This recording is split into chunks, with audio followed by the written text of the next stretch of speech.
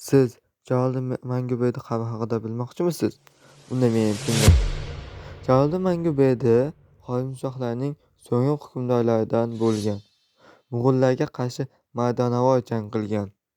Jaloliddin Manguberdi qabri hozirgacha taxtchilar o'rtasida bahs qilib kelinmoqda. Uning o'limi haqida aniq ma'lumot yoki manba yo'q. Ba'zilar yaralanib o'lgan desa, ba'zilar esa mo'g'ullar bosqinida vafot etgan deydi. Men ishonuvchi rivoyatlardan biri Jaloliddin Manguberdi daryoda qayiqlarda kamon otishib vafot etgan va shu hududga yaqin yer bilan tekis qilib ko'milgan.